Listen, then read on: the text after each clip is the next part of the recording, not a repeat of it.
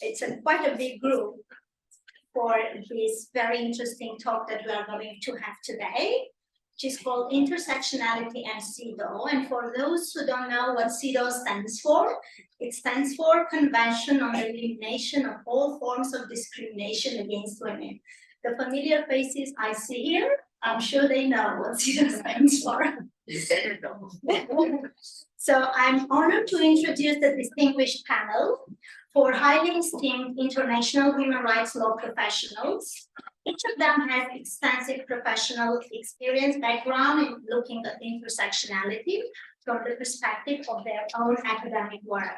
So we hear about intersectionality more and more frequent recently, and this panel is here today to expand on the concept from the viewpoint of women's rights. So the term intersectionality, as some of you may know, was coined by American critical race feminist activist and legal scholar Kimberly Crenshaw. So my colleagues will elaborate on that, but I would like to open the conversation on this topic with her interpretation of intersectionality. So what she says that intersectionality specifically addresses the manner in which racism, patriarchy, class oppression, and other discriminatory systems create background inequalities that structure the relative positions of women, races, ethnicities, classes, and the like. So today we will address some of the angles, some of the questions. For instance, what intersectionality means in terms of its definition, critically analyze the structure of international law and that to feminist activists. We will also look into the question of whether human rights are universal as they claim to be, or whether women have to continuously fight to be recognized as humans.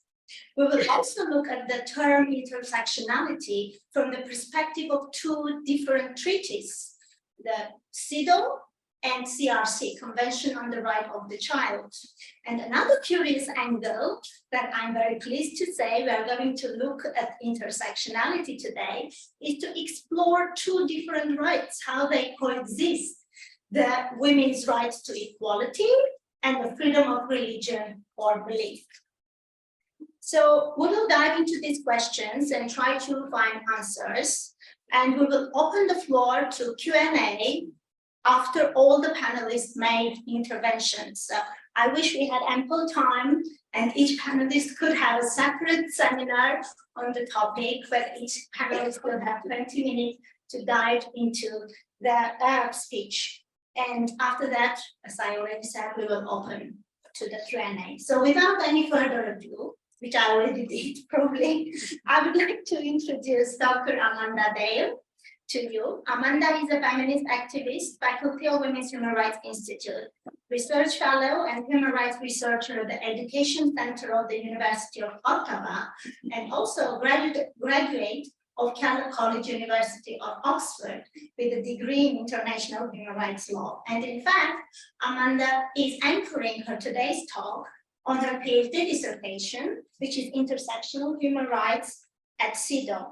And she will look at the term of intersectionality and also will have and reflect on some of the common misunderstandings of the treaty, how some practical aspects of the structure of human rights, decisions and lawmaking are happening at CEDAW for independent experts, for activists, and for states. So over to you, Amanda.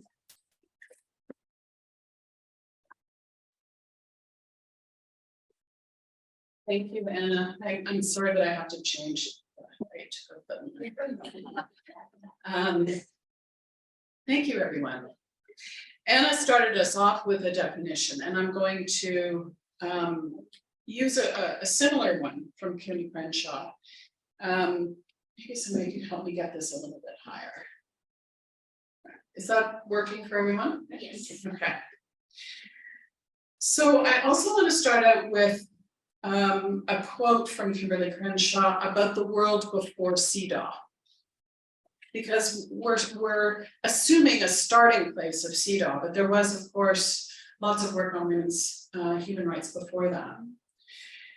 She says, while women's enjoyment of human rights were formally guaranteed, these protections were compromised to the extent that women's experiences could be said to be different from the experiences of men.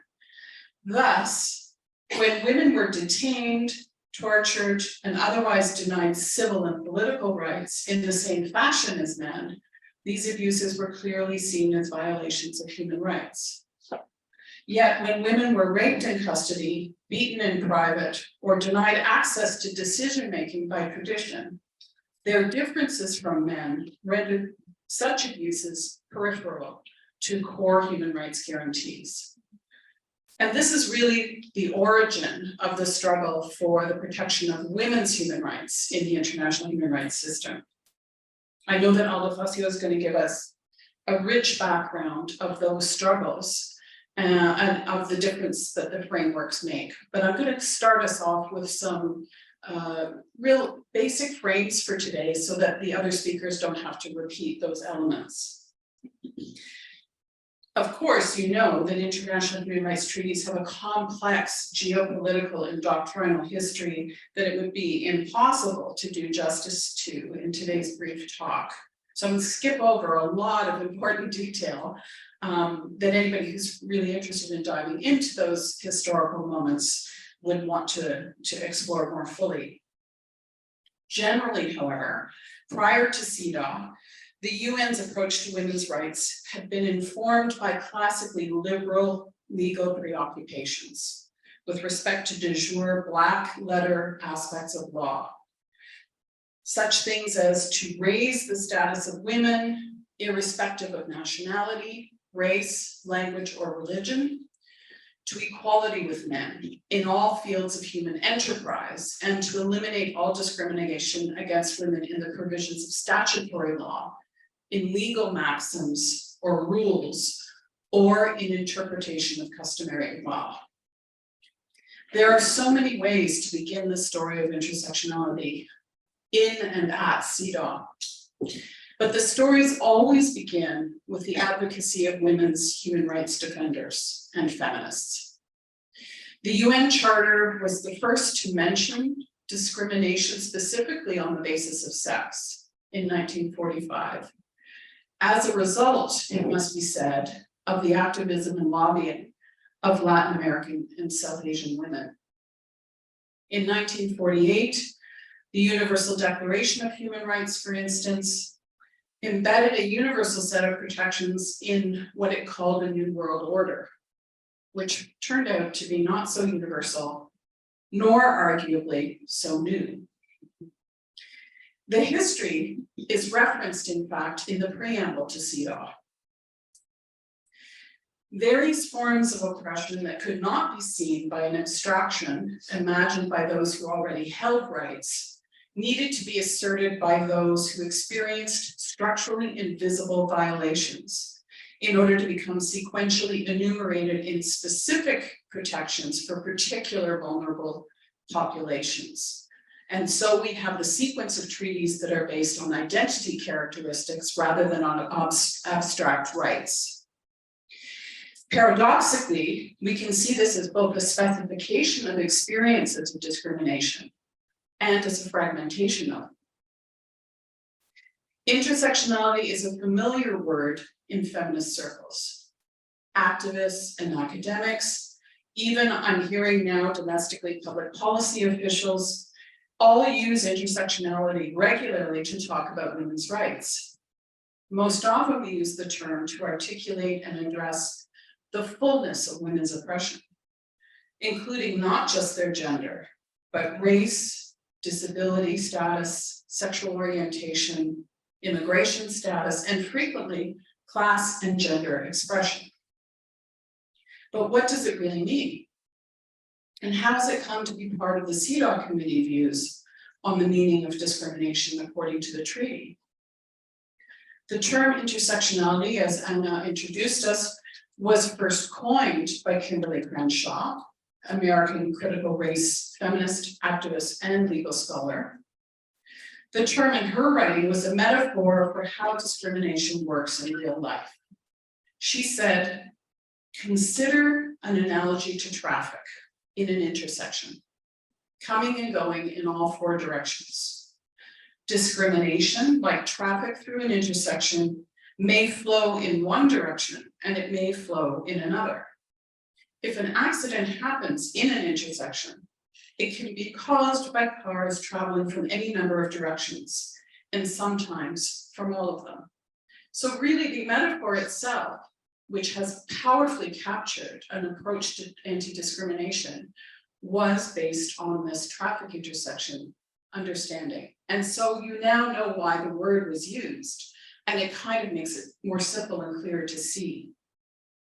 In this analogy, obviously, the accident is the human rights harm that is caused to an individual, and the intersections are the different grounds or identities or situations that are forms of discrimination. While there was a long history of racialized women in the US and around the world, and specifically from the global South, who had spoken about the confluence of race and gender oppression, Crenshaw's work revolutionized how discrimination was thought about in law in particular, and often in domestic contexts. It also challenged mainstream North American, predominantly white-focused, feminist activism, mainstream, predominantly male-focused anti-racism and anti-discrimination law, which was primarily liberal in nature. Her work has become very influential in the United Nations human rights system and in CEDAW in particular. The term intersectionality was used by her to account for how Black women experience discrimination and how anti-discrimination law in the US context specifically, and among activists themselves, made the discrimination against them visible by using comparisons to either Black men or white women when trying to discern whether Black women had been treated differently or unfairly. In this model, determining if any discrimination has in fact taken place requires a comparison or a basis of, or a ground of discrimination to see if the different treatment amounts to unfair or discriminatory treatment. Not all different treatment, of course, is discrimination. Sometimes different treatment is a remedy to discrimination, such as changing something that differentially and negatively impacts a person from a historically disadvantaged community. Crenshaw's work pointed out that the way anti-discrimination law was set up to make these comparisons made the complexity of real-life discrimination in its compound forms hard to see, hard to discern, and therefore impossible to remedy. While the term was used originally to account for Black women's experience in American labor law, it is now used to account for all social identities that are subject to invisibility and structural discrimination in law and policy. In later work addressing the international context, Crenshaw said of intersectionality that it specifically addresses the manner in which racism, patriarchy, class oppression, and other discriminatory systems create background inequalities that structure the relative positions of women, races, ethnicities, classes, and the like. In the international arena, it was a crucial insight in the aftermath of the genocides of Rwanda and Bosnia and Herzegovina for those trying to understand what had failed in the alert systems of international human rights, and why background systems of gender oppression provided ready-made vehicles and victims in erupting genocidal contexts. And it was in this moment, with express reference to these events, that Crenshaw was invited to assist in providing guidance to the UN conceptualizations of intersectional discrimination. In some activist circles, determining and claiming identity can sometimes be an endpoint in the discussions of intersectionality. However, for law, identity or grounds are just the points of departure for what intersectionality and discrimination law are seeking. The end goal being the appreciation and redress of disadvantage suffered by people based on these identities. The Convention on the Eliminations of All Forms of Racism, or CERD, in its 2010 General Recommendation, number 25, for those who want to nerd out, gave the following early framework for assessing and addressing intersectional discrimination. And this is a full 10 years before CEDAW wrote its General Recommendation 28, naming intersectionality as an approach.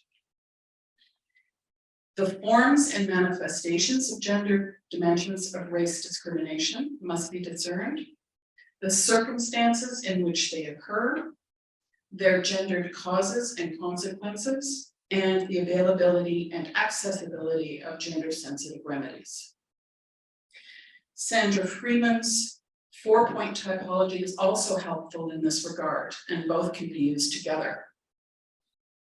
She says an intersectional analysis must consider the redistributive, which it aims to address, the recognition of dignity, addressing stigma and stereotypes and violence, the participation, promoting the agency of affected women, transformation, which aims to represent intersectional experience and which requires the transformation of structures and systems. These are all really important points for actual change in the world that we're in and for analyses that treaty bodies can use to assist states in understanding the implications of an intersectional approach. I can say with certainty that the state that I most often engage with uses the word but doesn't understand these implications that I've just enumerated. Many feminists see the Beijing Declaration as one of the earliest translations of the idea of intersectionality into UN language, and they tie its inception internationally to the World Conference Against Racism. It's also arguable, however, that the CEDAW preamble, with its call for a new world order, and its article by article elaboration of the substantive and not formal equality that it envisions, was, at the time it was written, the prototype that allowed it to later express intersectionality once the word had congealed the concept. The Vienna Conference also saw a momentous feminist insurgency at the formal proceedings, which I'm hoping Alda is going to talk to us a little bit about.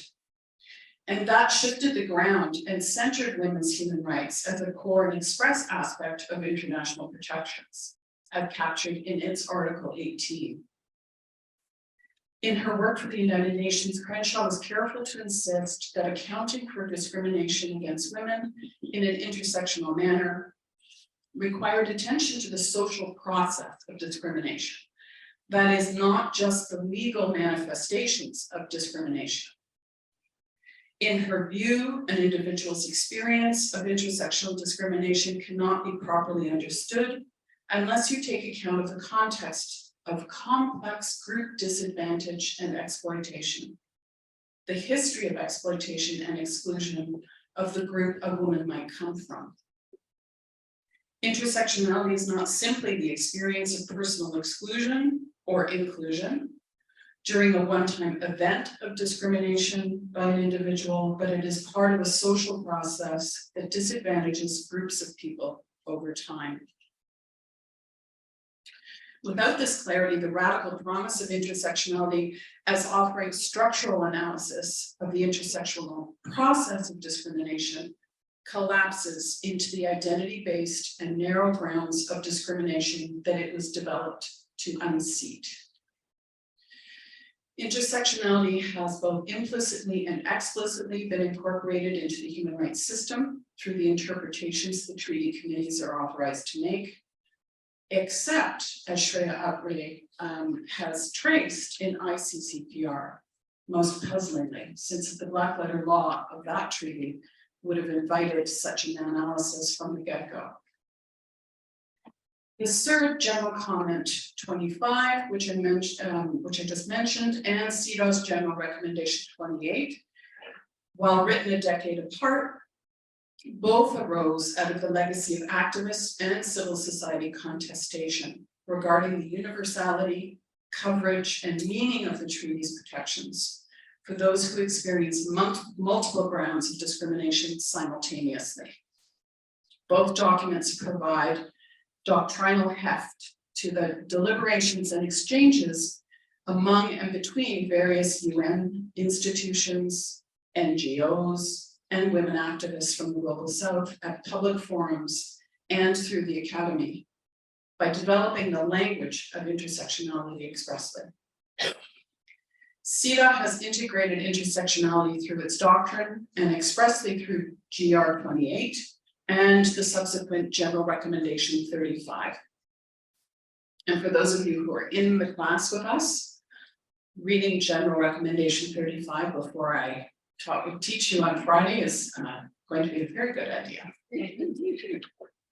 In General Recommendation 28, the CEDAW Committee interprets the entire treaty through an intersectional lens via Article 2 on state obligation, puzzlingly to me, rather than through Article 1 as a definition of discrimination itself, calling it a basic concept for understanding the scope of the general obligations of states.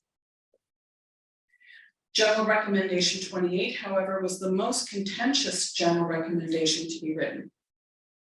And it involved the opting out of 2 committee members and is the only general recommendation to have officially not achieved consensus.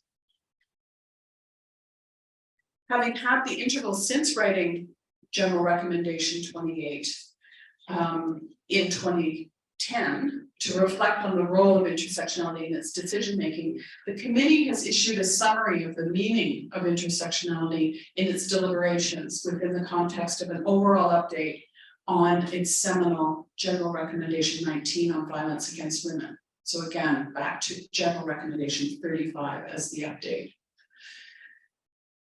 Intersectionality is a term that has traveled from activism to the Academy and into the anti-discrimination human rights frameworks in many national contexts and including the United Nations. It's important to recall, as Grace Hong has pointed out, that Black feminism, among other women of color feminists, recognizes that the racial project of Western civilization has always been a gendered and sexualized project, and thereby has a rich tradition of analyzing the intersections of race, gender, sexuality, and class within the context of global colonial capitalism. In other words, CEDAW did not invent this approach to reviewing discrimination. Feminist activists did, but it has added an important tool for feminist advocates by adopting it into the legal obligations of states parties. To conclude, the entry of the term into the discourse of international human rights bears the imprint of the radical critiques that produced it. It also still bears the mark of its role in the international order that it plays a part in maintaining. An uneven grasp of intersectionality among the individuals of the CEDAW committee and the inconsistent record of its employment in various decisions does not tell a neat teleological story of progress. The committee's engagement with intersectionality as metaphor, sociological concept, heuristic device, and legal tool remains as contingent and iterative and imperfect as the fields of theory from which the concept itself derives, and the economically and politically volatile, violent, and polarized world it attempts to address. Moreover, the committee context mixes progressive analysis from individual members with compromises with both origin states and fellow committee members, within an overarching assumption of authority granted through the international legal system. In this mix, intersectionality plays many roles. I remain curious when I see the word intersectionality, which combination of the following it is appearing as: a project of limitless scope and limited promise, as one thinker put it; a counter-hegemonic process that is a bulwark against entrenched dominance and power, naive liberalism, merely a meta-theoretical and unrelated to practice concept, untheorized organic practice, consolidation of authority in international human rights law, or, as one of my colleagues put it on Twitter, word parsley, sprinkled on an otherwise non-intersectional analysis. Many observers of national regimes argue that the current dominant state law and policy frameworks lack the complexity and understanding to administer what is promised by intersectionality. Yet all the states parties to CEDAW, and there are 189 of them, are required to justify their tolerance of, active participation in, and ameliorations of intersectional discrimination as part of their reporting process every 4 or so years. As we discuss these issues this evening, it is critical to recall that CEDAW is subject to the same requirements of all international human rights. It must be seen not just as intersectional, but also universal, indivisible, interdependent, and interrelated with other human rights obligations and norms. Other treaties, such as the rights of the child, which we'll discuss tonight, regional systems, freedom of religion and belief, and the special procedure mandates, and so on. In this way, intersectionality within the confines of CEDAW Quad Treaty and jurisprudence requires the intersectional engagement of additional protections and obligations. It also owes a debt of relevance to the social movements that gave it birth, ensuring that CEDAW remains a living, human-made set of human rights rather than a moribund set of institutional practices. Thank you.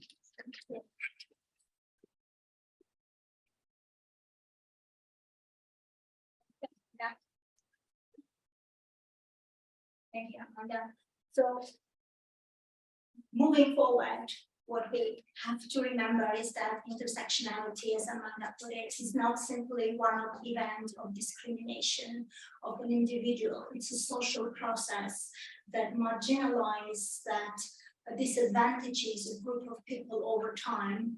I'm not going to talk about the CEDAW and Article 2 and how it is legally indoctrinated intersectionality into CEDAW. But what I would like to stress before passing it to the next speaker is that we need to remember that the discrimination of women based on sex, gender, is inseparably linked with other factors that affect women, such as race, ethnicity, religion, or belief, health, status, age, class, sexual orientation, and gender identity. So bearing this in mind, especially the part of the freedom of religion or belief, I would like to give the floor to our next speaker, Dr. Nazila Ghanea.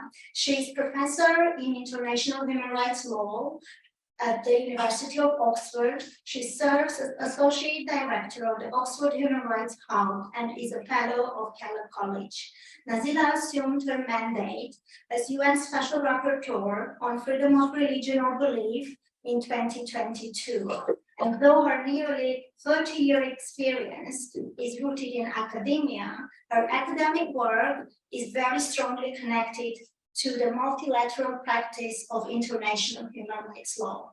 Today, she will be talking about the interrelationship of women's equality and freedom of religion or belief. And I believe she will elaborate on the natural synergy of the freedom of religion or belief, or FORB, and women's equality, and address the common misperception why women's rights and freedom of religion are sometimes allegedly are called clashing rights. Thank you, and over to you, Nathan.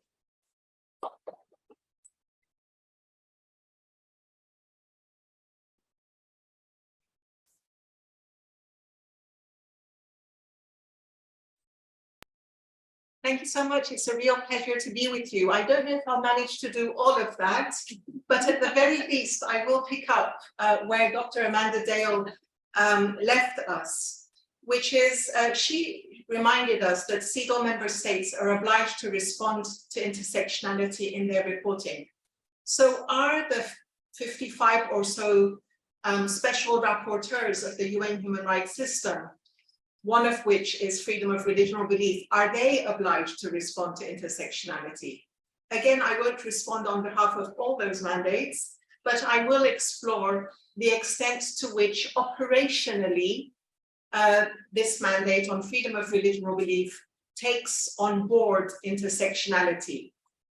I'm not theorizing, I'm going to illustrate the operation of the mandate, and I will be very happy to engage with discussion afterwards. So, what does the practice look like? We have many claimants, including women, and we have freedom of religion or belief. How does that play out in the practice of a particular mandate? If we move to the next slide, and as Amanda reminded us, it is taken as a given that international human rights are universal, indivisible, interdependent, and interrelated. I wouldn't claim we see that always in practice, but at least it's a mantra that is repeated time and again, actually in very sometimes oppositional ways, but nevertheless, it's a mantra that many return to and remind us that 30 years ago, when states gathered for the Second World Conference on Human Rights in Vienna, and when the Vienna Declaration and Program of Action was adopted, there was one of the most contested parts of it was exactly this Article 5. So all human rights are universal, indivisible, and interdependent and interrelated, and the international community must treat human rights globally in a fair and equal manner. It goes on. But what does it look like for freedom of religion or belief and women's rights, by way of example, being universal? Well, not in practice, but are they indivisible? Are they interdependent? And are they interrelated? And if so, what does that look like?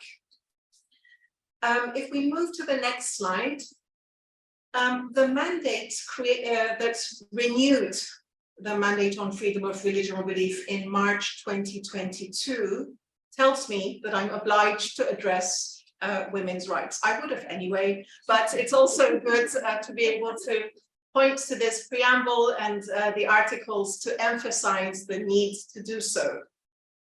So, and as you kindly mentioned, I've at least had 13 months of practice in this mandate. So what did the mandate renewal, the resolution renewing the mandate instruct me to do? Well, it reaffirmed Article 5 of the Vienna Declaration and Program of Action.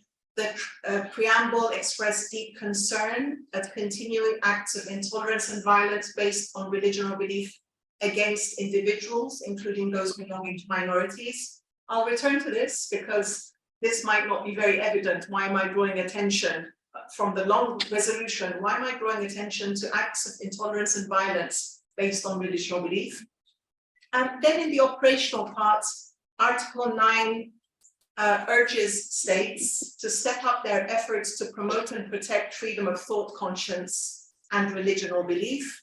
And to this end, inter alia, to end violations of the human rights of women and to devote particular attention to abolishing practices and legislation that discriminate against women, including in the exercise of their right to freedom of thought, conscience, and religion or belief. Obviously, this mandate is not alone in trying to address violations of the human rights of women. Far from it. There are much closer subject experts, including the Special Rapporteur on Violence Against Women and the Working Group on Discrimination Against Women and Girls, and others. But nevertheless, this mandate is also tasked to seek to end violations of the human rights of women. And paragraph 10 stresses the importance of, this one is kind of curious. It draws attention to interfaith dialogue and its role in trying to end discrimination and promote understanding. And it reminds states that often women are absent from those spaces and recalls, it says specifically, including of women. Manuals have disappeared in some areas of the world and in some spaces, but really not in others. I don't know if there's a word for lack of beards. You know, the whole panel not being bearded. Beards are fine, but it's often plays. It's often not only a mantle, but it's also quite an array of different beards. So the question of women and freedom of religion or belief, if we go to the next slide, is something that has actually been addressed by this mandate at least 3 times. The whole report has been dedicated to this. I'm sure you're all familiar with it, but just to say that this mandate has existed for 37 years. It's one of the earliest mandates that still exists in the UN human rights system. There are 6 predecessors to myself, and Abdel Fattah Amor in 2002 dedicated his report to women and freedom of religion or belief, as did Professor Heine Bielefeld 11 years later, as did my predecessor, Professor Ahmad Shahid. And the 3rd report is very much gender and freedom of religion or belief rather than women. And you know, it kind of moves from women only to some inclusivity to, and they speak to their time, of course, to the latter report that is focused very much on freedom of religion or belief and gender.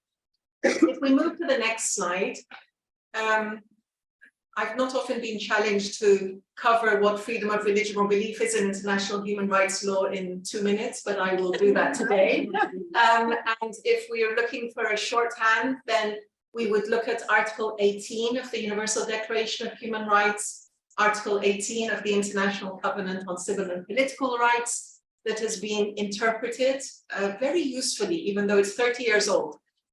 Interpreted in General Comment 22 of the UN Human Rights Committee, and of course in regional instruments, constitutions around the world, almost without exception, uphold freedom of religion. In different ways, it has to be said. Sometimes a constitution will expressly recognize one religion of the state, and one has to raise the question, as General Comment 22 does, what happens to the others? Those who don't believe, or those who believe in other religions or beliefs. Interestingly, now that I've opened that topic, General Comment 22 says that the ICCPR doesn't require that states not have a state religion or a state ideology explicit, but that the burden of proof is on that state to prove that that doesn't result in discrimination against others. And at least 2 previous mandate holders have come to the edge or explicitly said that that's impossible. So if we go to the next slide, here is Article 18. The right, you'll see, is for everyone. Sometimes we have to say everyone includes women, and you know, over the last 37 years, we also had to emphasize that. It also includes minorities, it also includes non-believers, it also includes children. Everyone is everyone, and that keeps having to be emphasized. It includes those who don't believe in the majority religion or the state religion, those who might not be considered a religion or belief by the majority. The scope of it is very interesting. The scope is thought, conscience, and religion. We abbreviate this, and my mandate calls this religion or belief, but religion or belief is a substitute in the binding law on this for thought, conscience, and religion. Okay? So it includes atheism, it includes non-theistic beliefs, it includes polytheistic beliefs, it includes the full range. So matters of particular seriousness, coherence, and cogency, as one case says, would be included or can be protected under Article 18 of the ICCPR. When in a particular case of the European Court, pacifism or veganism or someone who was really living and very enthusiastic about dealing with climate change, when they were protected under Article 9 of the European Convention on Human Rights, the European Court wasn't declaring a new religion. They were merely saying that the seriousness, coherence, and cogency with which this person believed and lived their life allows them to be protected, or makes it relevant and appropriate that they be protected under freedom of thought, conscience, and religion. It also reminds us that there should be no coercion in everybody's right to have, adopt, or change their religion or belief. Absolutely no interference can be acceptable in this arena. Does it happen? An awful lot. Is it legal? Absolutely not. It is blatantly against international human rights law. Even coercion, even socio-economic coercion that forces or creates an environment that effectively makes it impossible for somebody to hold a religion or belief of their choice. Okay, and general comment 22 details that is illegal. Nevertheless, the freedom to manifest religion or belief can be limited, but according to law, and the strict circumstances that allow those limitations. Indeed, we might want states, and states should be obliged sometimes to limit manifestation of freedom of religion or belief, because there is little that isn't claimed in the name of manifestation of religion or belief, right? So as you were saying in a different area before, you were saying actually different treatment is sometimes absolutely necessary. So limitation is also, limitation to religion or belief may be absolutely necessary in certain circumstances. But what are the legal loopholes that you have to jump through? It must be established in law. It must be necessary. It must be non-discriminatory. And it must be on one of these grounds. So manifestation may be limited in this way, according to law. And then it talks about legal guardians and children. I won't go into that debate today. When we come to general comment 22, as I mentioned already, the scope of protection is potentially very broad. They must be broadly construed, reminds us, the Human Rights Committee reminds us. And then it reminds us that there should be no discrimination against those persons who don't accept the official ideology or who oppose it. Now, next slide. What is the lived reality of women and freedom of religion or belief? And therefore, what are the opportunities for the mandate and the other special procedures to try to ameliorate? I wouldn't be so, resources limitations mean that, we can't fully address them, but at least what are some of our efforts in trying to address these? Is there do women have access to freedom of religion or belief?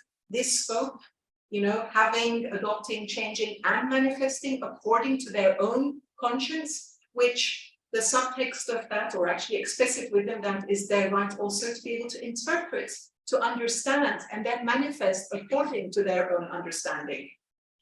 And can they manifest? So, next slide. What about when this right, or the claim to this right, is constrained by other rights?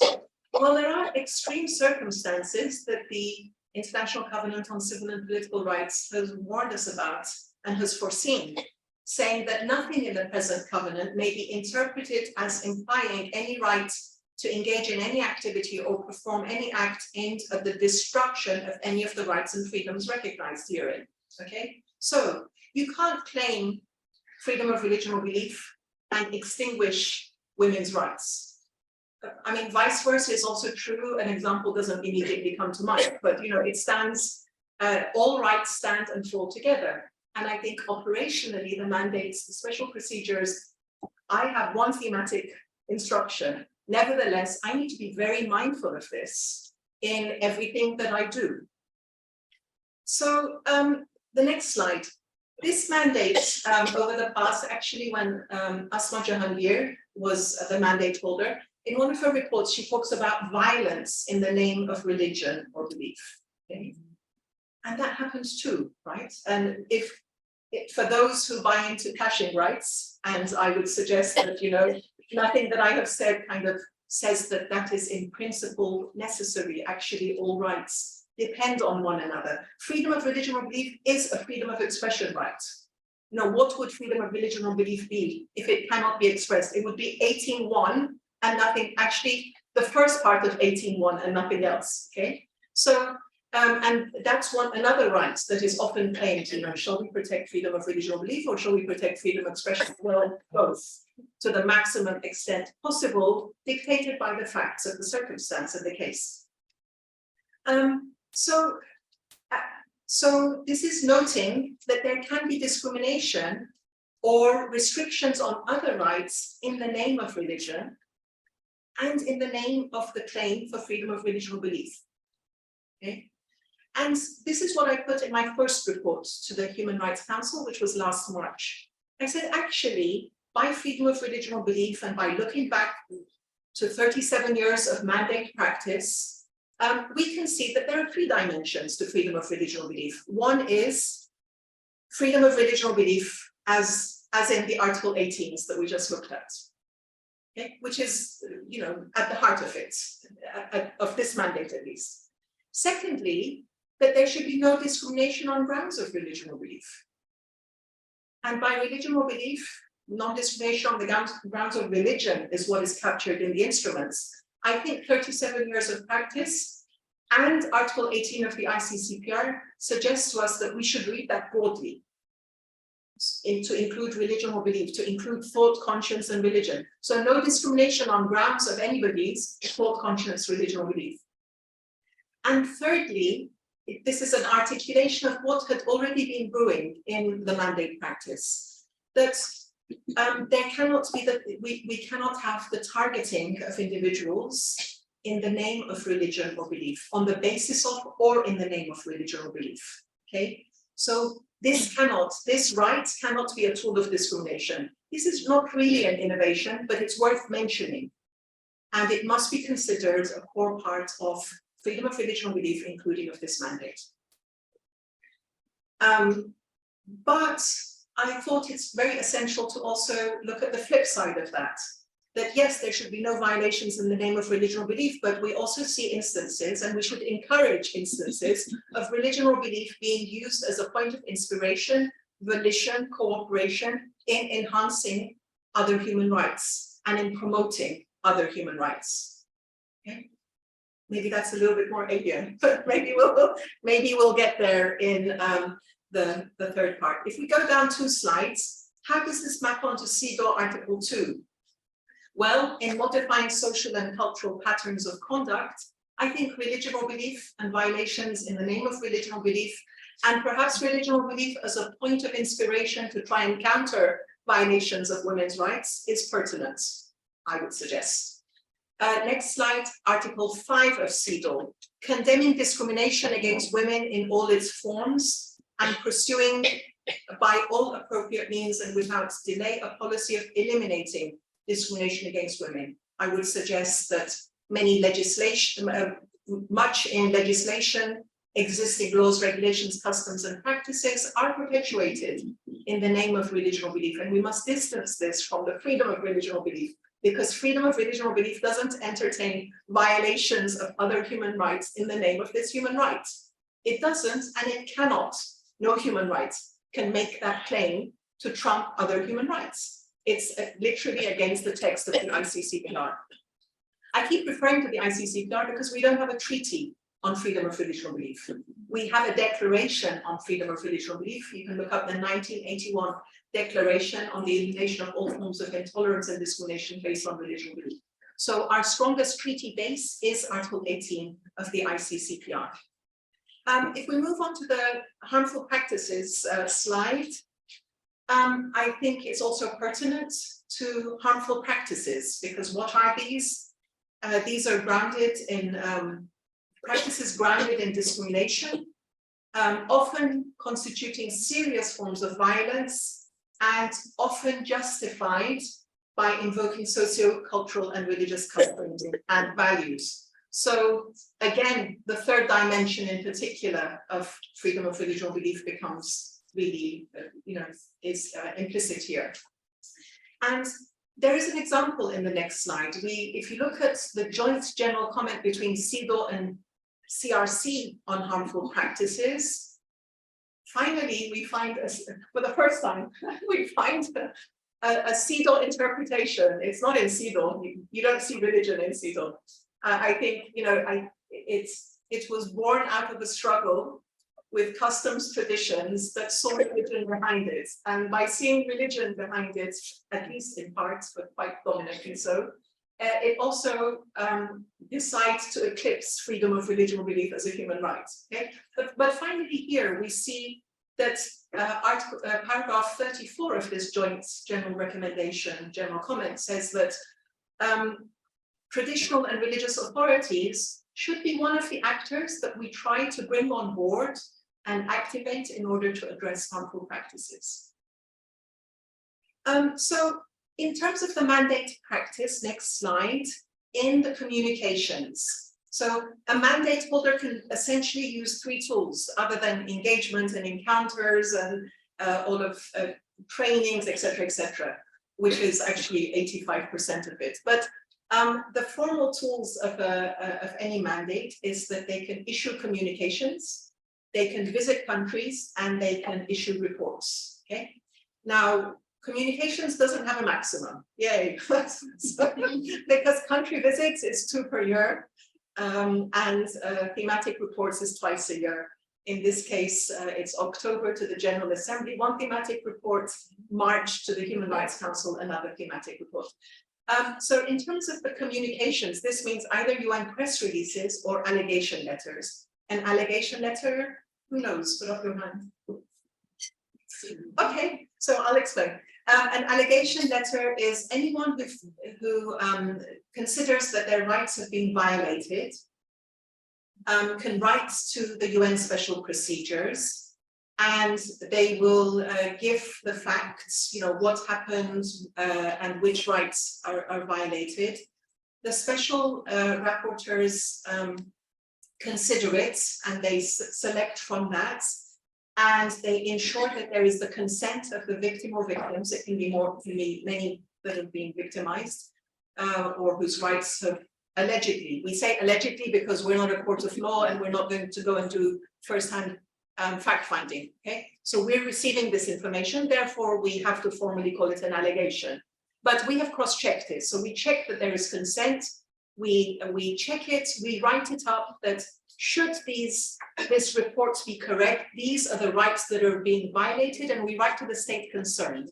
And we say, please, can you explain what has happened here, what you're going to do about it, in very diplomatic terms. Now, so that's called an allegation letter. The majority, actually, I've never had an allegation letter that isn't in cooperation with other special rapporteurs. Often it's with, it can be with violence against women, minority issues, inhuman degrading treatment and torture, cultural rights, so racism. So let me give just a few examples over the last 13 months that relate to our topic tonight. Manipur, targeting of women of a particular ethnicity. And so, you know, that was also many of the special rapporteurs I've just mentioned. The Rohingya, Yazidi women, religious minorities around the world, often there are particular violations that target the women, forced marriage, forced conversion, in quick succession, right? One follows the other, or rape or other crimes. Afghanistan. So one thing that might surprise you is that I join communicate allegation letters and press releases that relate to compulsory hijab. Why? Because it is in the name of religion. So a religious practice is being enforced on women who are not choosing this as their own manifestation of religious belief. On the other, actually, I'm going to say, normally I would say on the other hand, but along the same spectrum, the same right is being protected when I stand up for women who want to wear the hijab as a manifestation of their religion or belief. Okay, so we have to respect it in all directions, the familiar, the unfamiliar, but it is no compulsion in manifesting somebody else's religion or belief or the state's religion or belief. Your conscience leads to your manifestation. I'm not pretending that there isn't social pressure or family pressure, etc. That is something that would be unpacked in a particular legal case, but we stand up for all of those. So moving to the final slide, just to say that this is what it looks like in practice. The cooperation the dealing with multiple sites of discrimination is just the daily practice of mandate holders issuing communications, intervening to the government on behalf of these victims or alleged victims. And what happens with those allegation letters, I didn't finish that off, is that for 60 days, the allegation letter is confidential in the hope that the state will respond. After 60 days, both the allegation letter and any state responses, and sometimes they don't respond, or sometimes it's a very dismissive kind of response, both are made public. So for those concerned, it may be another opportunity for advocacy and seeking justice. Thank you. Okay. Thank you, Nazina. So if we take one thing from, thank you first of all for diving deep into the mandate and giving us a bit of operational side of what the mandate is, because there is indeed this misperception sometimes, especially within women's rights activism, that freedom to religion or belief can clash with women's rights, right? But what I want to stress here is that, you know, we have to look at this in the context of intersectional discrimination, because a woman is being denied her right to equality, but in addition to that, it is given the choice to choose whether the woman has the right to equality or the right to freedom of religion or belief, or not at all. And there is this distinct line between harmful practices that Nazila was saying, and which is actually stipulated in the General Recommendation 31, which is a joint GR of CEDAW and CRC, that form can be empowerment, can be empowering tool, while harmful practices are prohibited. So, and thank you for talking about the World Conference in Vienna, because I think it is linking very well to the next speaker that we are having. And our next speaker is the iconic figure in Latin American feminism, Alda Facio. Alda is a Costa Rican feminist jurist, former member of the UN Working Group on Discrimination Against Women and Girls, and founder of the Women's Human Rights Institute. So Alda today will dive into the discourse on how and when women became human in the landscape of international human rights law, and what intersectionality means in the campaign of women's human rights. So long before Crenshaw, she will talk about the movement in Latin America when there was this objective to declare that UN is going to acknowledge that women's rights are human rights, but obviously it meant a lot of methodology, a lot of strategy, and a lot of work, and I cannot imagine how they did it without internet. We were talking the other day about it. So I would give it to Alda, who will take us through the journey of 40 years on how women were legally became human. Over to you, Alda.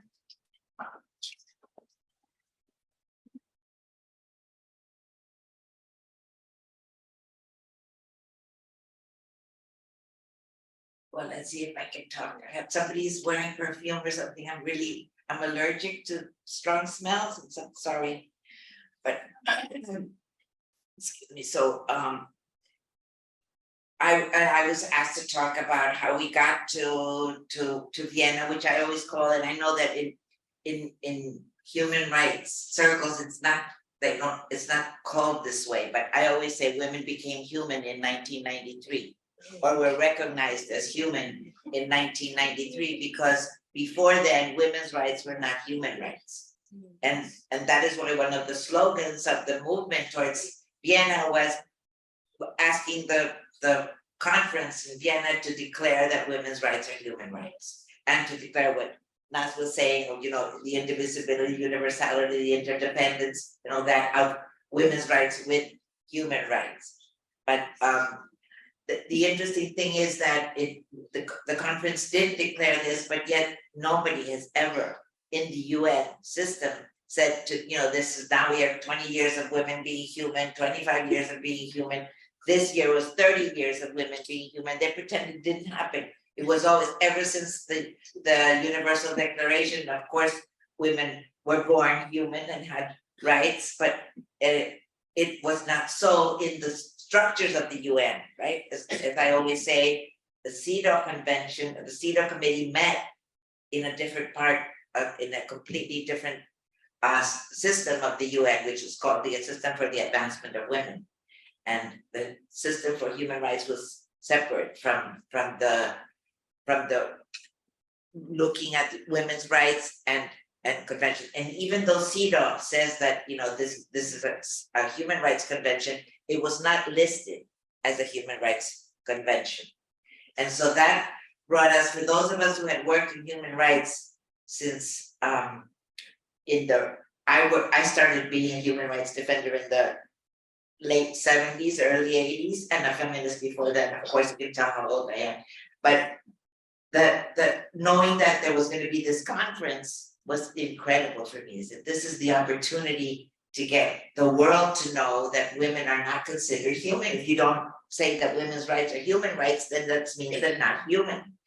And we started this movement together with women from Africa, from Asia, from the US and Canada, from Europe, less so in Europe, but some Europeans who came to our meetings to say that, yes, we have to do something with this world conference that's going to be very important.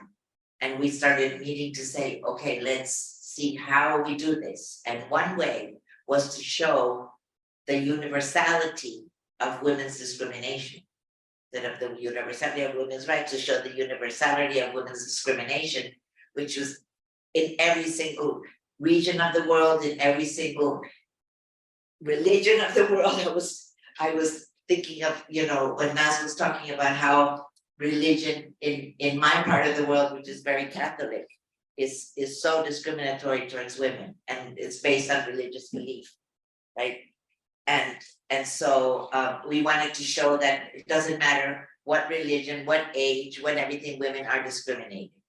And so in order to show that, we needed to think of ways to show it to the delegates in the Congress, but also to convince women themselves, because women themselves didn't think of this, you know, that there was any commonality between an indigenous woman in Guatemala and middle-class woman in Argentina, right? So there's nothing in common, nothing, we don't have anything in common. So we had to figure out ways of showing that all women are discriminated, and that this discrimination based on the lesser value of women with regards to the value of men affects different women in different ways. And that's where we were already using intersectionality, the concept, but not the term, because the term came later, right? But we thought of having a campaign that would show that women wanted human rights, you know. And so we started this campaign on a petition for the UN to declare, this conference to declare women's rights as human rights. And in those days, it was good that Anna said about the no internet, right? That there was no social media, no internet, no way of communicating. We got, at the time of the conference, 500 signatures from around the world, translated the petition in more than 23 languages, and really got it going. And so we thought this is one way to show the delegates of the World Conference that women all over the world, because they would say, oh, you know, women in the poor countries, in what was called in those days developing countries, you know, euphemistically, because you're not developing anything, but it's called developing countries, or as a professor of mine would say, the underdeveloping countries, because it's going backwards, right? But so that to show that women in poor countries or developing countries were not interested in equality between men and women. They were interested in having economic rights or the right to work, but not to be of equality was a privilege of the North, right? A privilege of people that already had a lot of their needs met. And so we were so happy to find that so many women in very poor situations were wanting equality, were really signing, but they want to be human and they want to have human rights. And so getting those signatures was really important. And another strategy that we did was to have tribunals and hearings in every region of the world to show the universality of discrimination at the same time as the specificity of the what happens to women because of that discrimination, right? Because of the diverse situations of women that will be impacted differently by the same, sometimes by the same form of discrimination impacts different women in different ways. And it was very successful because the tribunal showed the final tribunal, which was held in Vienna, really showed this. It was 8 hours of women testifying from around the world. There was women from all very different races, of very different religions, of very different social classes and everything, talking about how discrimination had impacted them in different ways and how many women.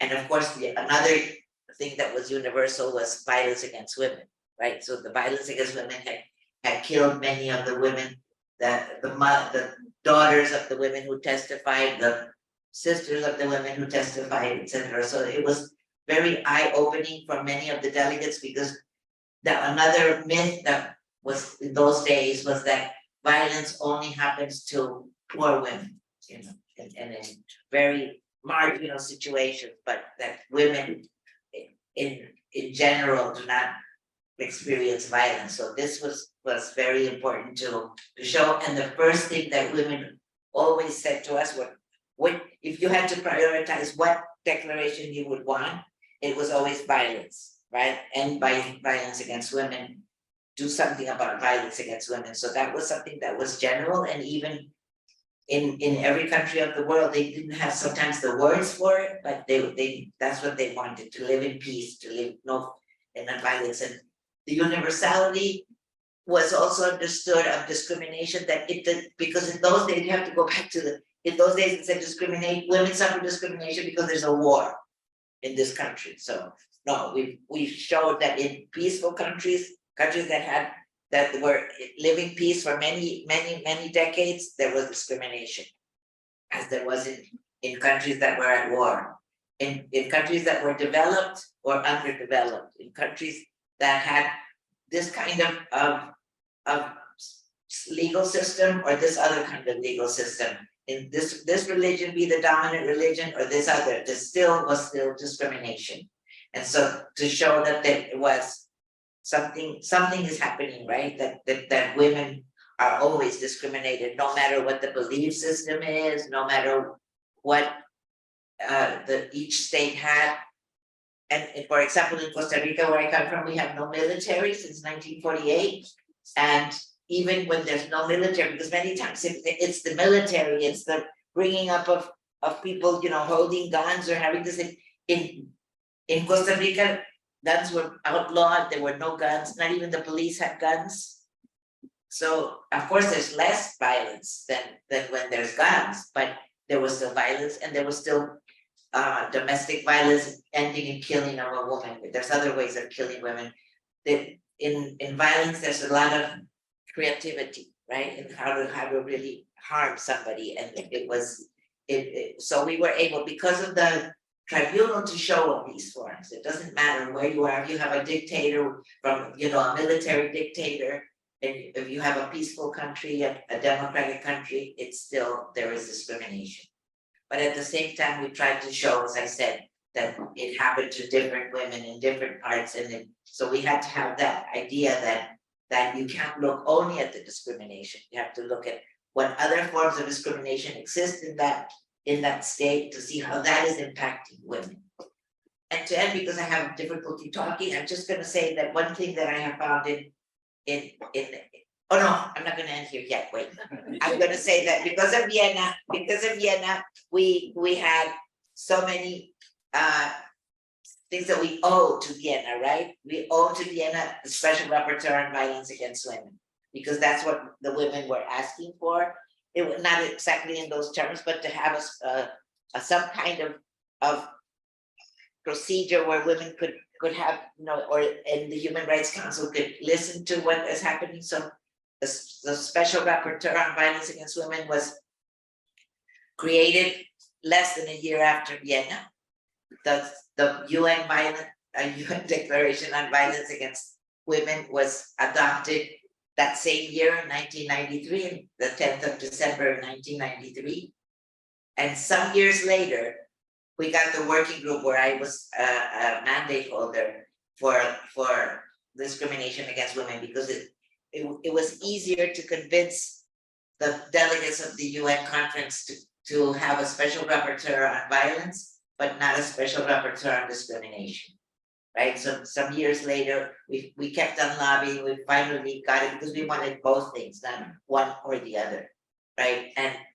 But the time that I was in the working group, always the delegates still, I ended my mandate in 2020, and still I would have delegates, and most of the delegates would say, the UN delegates, the official delegates would say, but why do we have this duplicate thing? If we have a CEDAW committee, why do we need a working group on discrimination against women, And I would always say, I would be the one that would get mad. I said, do you know how many women there are in the world?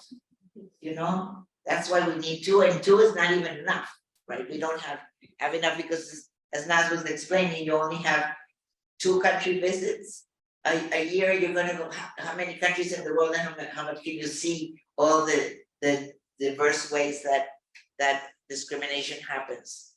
And so we got that, and we got the because of the UN Declaration on Violence Against Women, that next year we had the Convention on Violence, the Elimination of Violence Against Women, which in 1994, the Belén do Pará, which is the Inter-American Convention on the, I never remember the sanctioning, the elimination, and it's long, but so it's called Belén do Pará because that's the city where it was adopted by the OAS, the Organization of American States. Of course, neither Canada nor the US have ratified it. So it's called an Inter-American convention, but it's really more a LAC convention, Latin American and Caribbean, because I'm looking at Terry and I have to remember to say Caribbean because we tend in Latin America to say Latin American, but there's the Caribbean and they like to be seen and heard.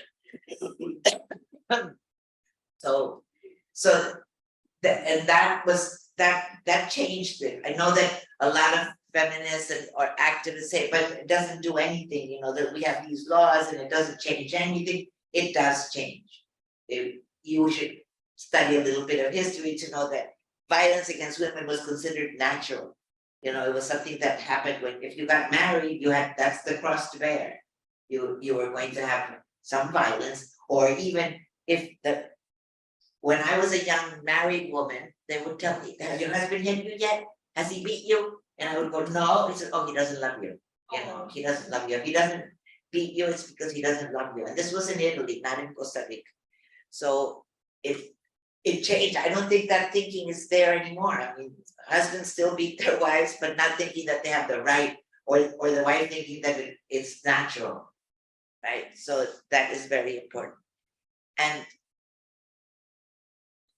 although we understood that, that we have to focus on the diversity of women, we understood during those years of lobbying for our rights in Vienna and then in Beijing, which was two years later, to also understand the commonality between women and among women, right? That the commonality is that women are always less valued than men, even in Sweden, which is called the paradise for women, right? It's still less valued than men. And there's still violence against women in Sweden. So it means that there's still discrimination against women. So I think that we've got a little, this is just a call to be careful, because we're so enamored of the intersectionality approach that we think we forgot the commonality approach or the universality approach, right? That women can be a force we can be a force if we unite, even if we're very different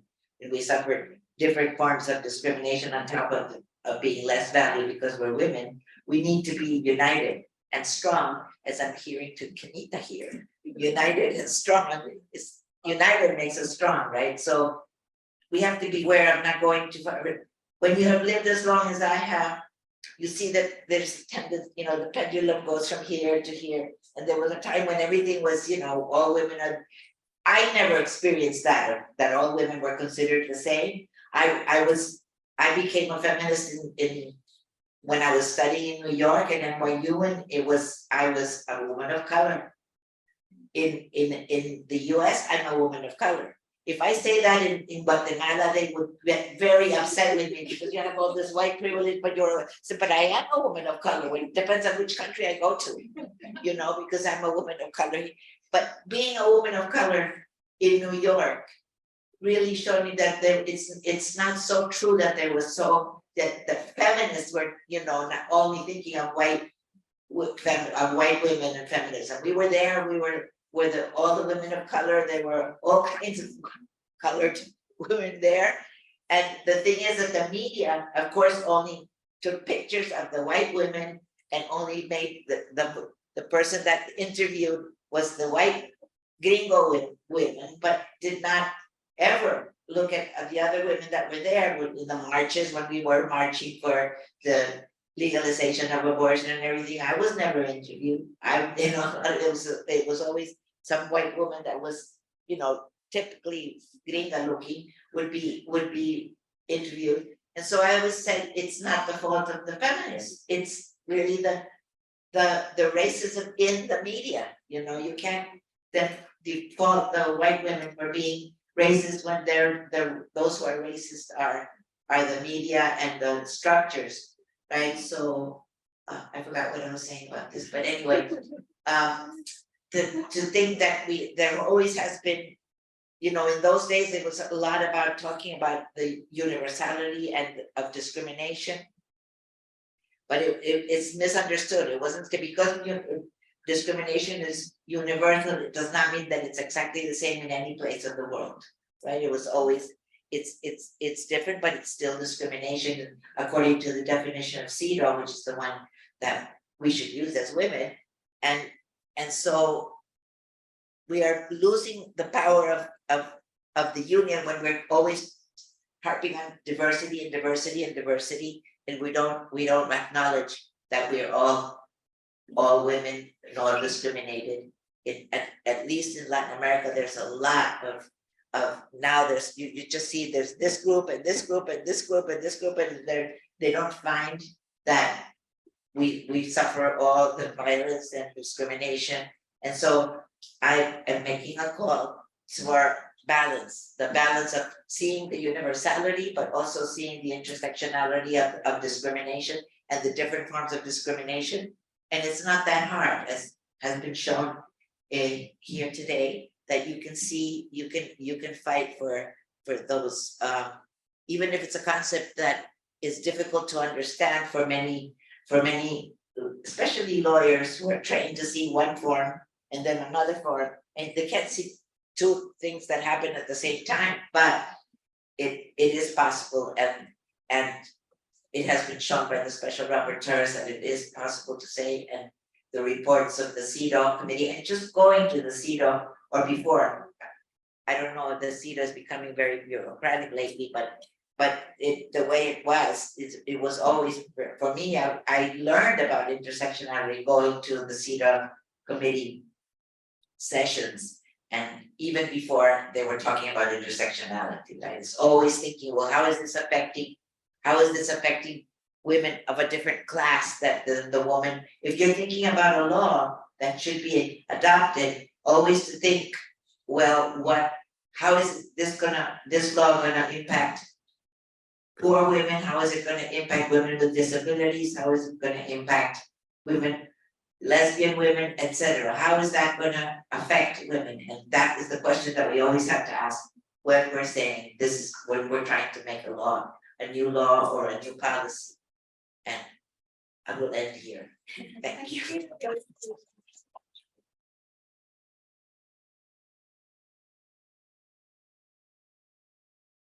Thank you, Alda. And universality of women's discrimination, right? So, and now finally that we are declared to be human in the international human rights law and moving forward, I believe another thing that came out from the Vienna is the optional protocol to CEDAW. Yes, which is a really powerful and good one, right? So we have a UN Special Rapporteur on violence against women, and we have the Declaration on the Elimination of Violence Against Women, but most importantly, that many would think that often the protocol comes very naturally, which it does not, is the optional protocol to the CEDAW Convention, which was adopted by the General Assembly. So far, I know that you are tired and we are almost there, but we have one more very interesting talk, and Geraldine is going to look into intersectionality from the perspective of two different treaties in regard of wealth distribution, in regard of the wealth inequality for women and girls who are economically disadvantaged. So let me introduce Geraldine. Geraldine is Professor Emerita at Queen Mary University of London, member of Downing Street Chambers, and a visiting fellow at Kellogg College.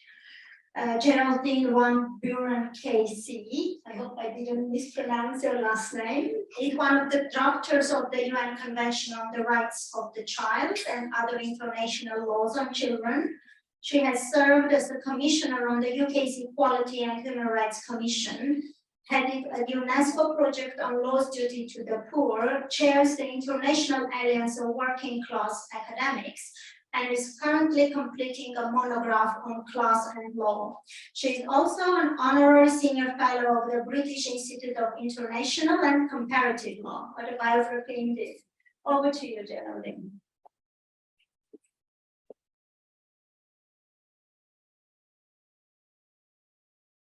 These microphones always make me feel like Mick Jagger, actually. I'd like to thank Anna and Sean for this very kind invitation. There seems to me to be a disconnect. There's a Me Too movement, which rightly calls out sexual abuse against women and girls. There's rightly a Black Lives Matter, which arose from the murder of African Americans. But when it comes to poverty, there's an assumption that is inevitable or even a natural part of life. There is a lack of urgency which particularly impacts on girls and women. Partly this lack of urgency is because of the duality in international law that arose from the Cold War between the United States and the then Soviet Union. One consequence is that civil and political rights, the rights to religion, place an immediate binding duty on states. The socio-economic rights, the right to food, the right to adequate standard of living, are dynamic, but essentially are only progressive rights, generally giving a great deal of discretion to governments. So if we look at a girl's right to food, it's one of the oldest international rights, goes back to 1924 on the Declaration of the Rights of the Child. The child that is hungry must be fed.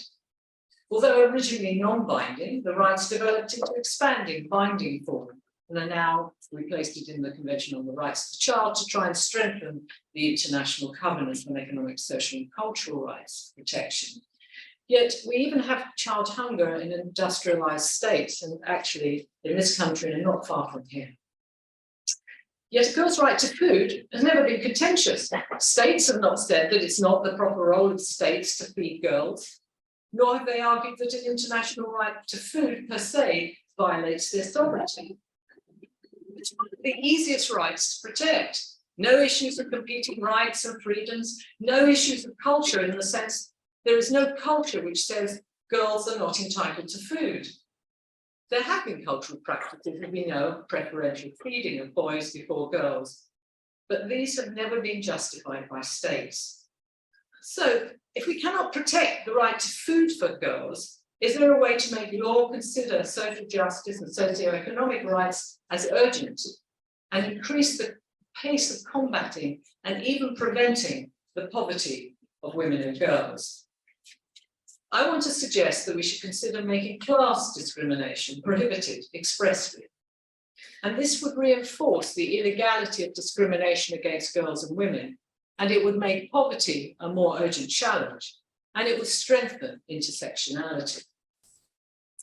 Under international human rights law, as we know, states are under a binding legal duty to remedy violations of discrimination immediately. So it may be a way around the state's duty to only prevent poverty against women and girls progressively. In focusing on class discrimination, I'm referring to a richly intersectional concept of class, not the one portrayed by the media. Class embraces gender, race, religion, disability, as well as all the protected characteristics under international and regional treaties. The central core of my argument is that although there is sufficient space now in much national legislation and in regional and international law for governments, courts, and human rights fora to read class into the existing categories of prohibited discrimination, this has generally not occurred. Girls and women living in poverty have not fully benefited from treaties and national laws which prohibit discrimination on the basis of birth or social status, or even that catch-all which is found in all treaties and many national Bill of Rights, any other status. And on the basis of historical and existing jurisprudence, such a reading in is unlikely to occur for a long time. And the effects of class discrimination on girls and women are too significant to depend on chance and waiting. Therefore, I'm arguing that the time is now overdue for the inclusion of an express prohibition against class discrimination in law, national, regional, and international, because the reliance upon existing standards had proven grossly inadequate for girls and women. Now, I'm very aware that class has been seen as male, Caucasian, and undemocratic, and attached to the extreme right and left wing of politics. But that's an abuse of what class discrimination represents. I'm not arguing that the prevention of class discrimination would trump all other rights. Were class discrimination to be prohibited, it would reinforce and dovetail with the existing protections against discrimination for women and girls. In this way, prohibiting class discrimination fits into and strengthens intersectionality. Now, it's customary, as Anna has said, to begin the history of intersectionality with Crenshaw in 1989. But 5 years earlier, the African-American working class feminist Audre Lorde wrote, Age, Race, Class and Sex, Women Redefining Difference, arguing for an inclusive approach interlinking these four characteristics. And I think my friends here would say it's an excellent text. Crenshaw helpfully coined the term intersectionality, but the omission of class continues, despite other distinguished scholars, including the African-American lesbian scholar Bell Hooke, who wrote about where we stand, class matters. I can see we've got fellow fans in this race. Good, and here as well. Yet the experience and writings of many working class women, including Audre Lorde and Bell Hooke, have been ignored when considering generally intersectionality. Intersectionality has failed poorer girls and women, and it will not succeed unless there's a clear legal duty to prevent and prohibit class discrimination. Now, the impact of class discrimination needs to be taken more seriously because for girls and women, it's both structural in embedding poverty and reinforces a sense of identity in its cultural issues. And this lack of inclusion of the importance of class and how, if included, can help combat poverty of women and girls has rarely been challenged by lawyers. There are some occasional flickering flames lighting the way towards prohibiting class discrimination, but they are rare, such as the occasional UN and regional body. Includes the UN Human Rights Committee, the body overseeing the International Covenant of Civil and Political Rights. In Mellet and Ireland, the UN Human Rights Committee found breaches of women's socioeconomic status because inter alia Irish women had to travel abroad for abortions due to the criminalisation of abortion in Ireland. The UN Human Rights Committee also highlighted that under socioeconomic status, it's illegal to value women's worth less than men, thus reinforcing the prohibition of gender discrimination.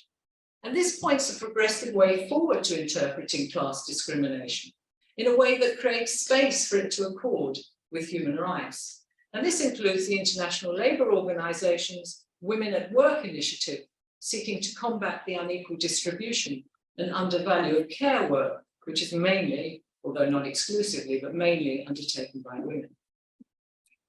One of the few examples of recognizing this link between class, gender, race, and poverty has been in South Africa, in the High Court of Gauteng, which has said that the existence of class and class discrimination, in which race overlaid by class and gender has been the central determinants of the distribution of resources in South Africa for over 300 years of its existence. Considerations of class discrimination have also made space for the CEDAW committee to observe that discrimination against women in Brazil was exacerbated by regional, economic, and social disparities, and recall that discrimination against women based on sex and gender is inextricably linked to other factors that affect women, such as class. There's also the General Comment 20 by the UN Committee on Economic, Social and Cultural Rights on non-discrimination, which also creates space for states to ban class discrimination. This is rather embarrassing because that's my telephone, so I can't answer any of you. Just having a conference. So general comment number 20 provides that individuals and groups of individuals must not be arbitrarily treated on account of belonging to certain economic or social groups or strata.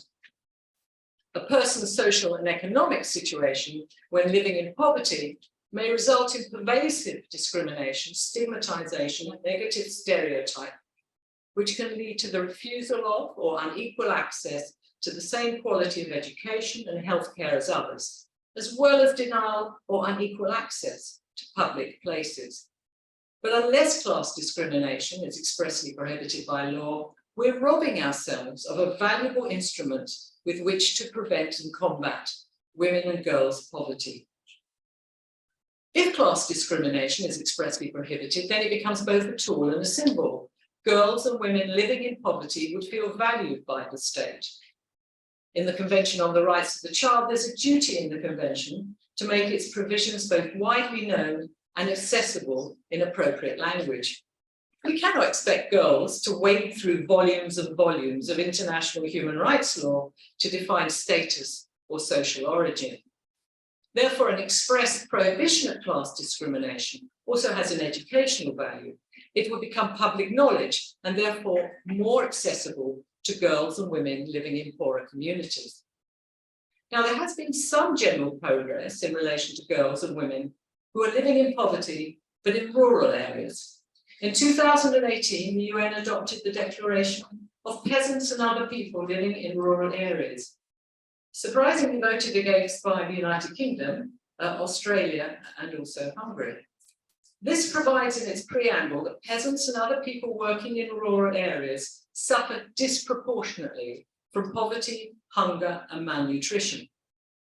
Article 2 expressly urges states to pay particular attention to the rights of women and children in relation to all multiple forms of discrimination faced by women and children who are peasants. The Peasants' Declaration also provides in Article 4 a recommendation for states to promote the empowerment of peasant women and other women living in rural communities so they can benefit from rural social, economic, and political development. Now, rurality and class discrimination are rarely expressly prohibited in human rights treaties. They've flown under the radar of human rights law and to an extent of intersectionality, even though a quarter of the world's women live in rural areas. The Peasants' Declaration is able to focus on the specifics of women living peasant class lives. The Declaration provides that peasant women should have access to agricultural credit and loans, as well as access to social benefits. It importantly recognizes the existing power imbalances between peasants and those who make the decisions that affect their lives, and that power imbalance is increasing in relation to girls and women. It also places a duty on states to make information available through means adequate in their cultural methods.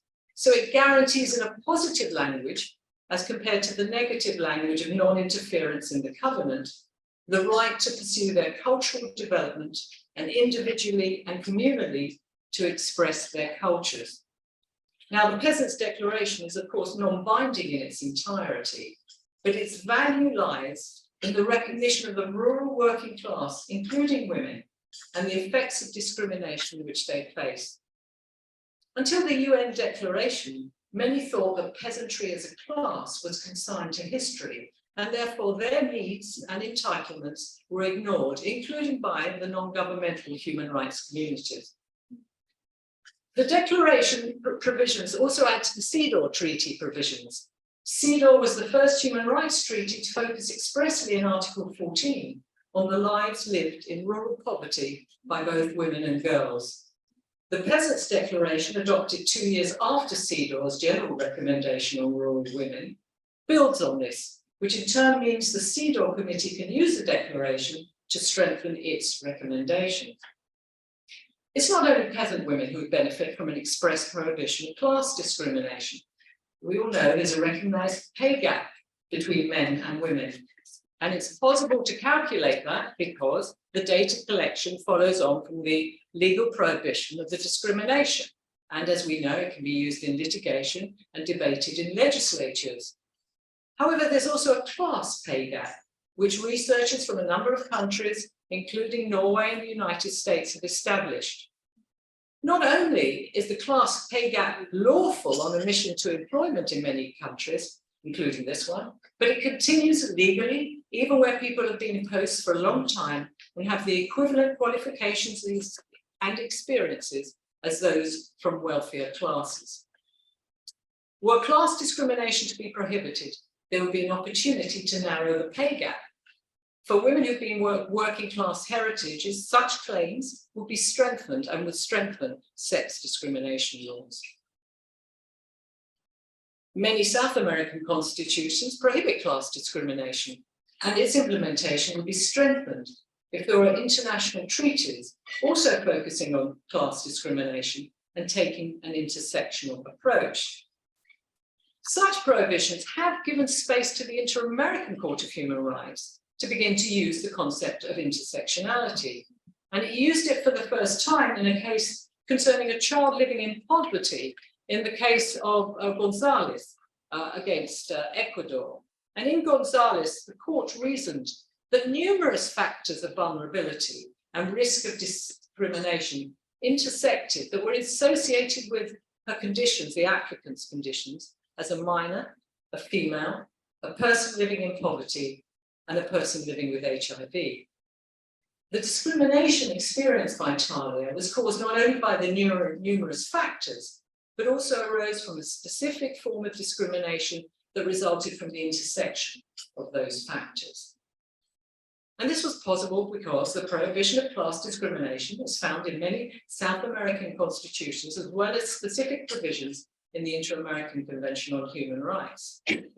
If class discrimination had been completely omitted in the region, such an approach would not be possible. Cyprus and India have banned class discrimination. In India, the prohibition is mentioned in language which to my ears is undesirable because the constitution refers to backward classes and socially and educationally backward classes, albeit as a goal towards improving the life conditions and representations of underrepresented groups, including girls and women set out in their rights in the constitution. But because of its express inclusion, it has created the jurisdictional space for the Indian Supreme Court to recognise in cases such as Indra Sawhney that caste is often a form of social class, linking it to occupation and poverty. And therefore, this bringing of class discrimination has significant potential applications to girls and women around the world. However, there needs to be a greater awareness of class discrimination, particularly amongst economists, lawyers, politicians, and I would say non-governmental organisations. As the South African Constitutional Court has ruled, discrimination must be understood in the context of the experience of those on whom it impacts.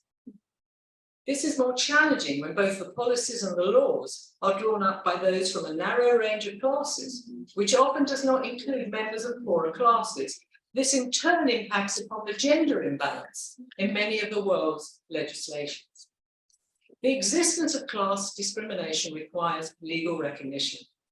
This is important as often anti-poverty programs which focus on women and girls often treat women and girls as objects and not subjects. Add class identity and poorer women and girls are marginalized even more. Intersectional programs which focus on the rights of women and girls need to start considering the impact seriously of class discrimination on the rights of women and girls who come from or live in poorer, nomadic, urban and rural communities. To do this effectively, we need to prohibit class discrimination nationally, regionally and globally. Thank you very much.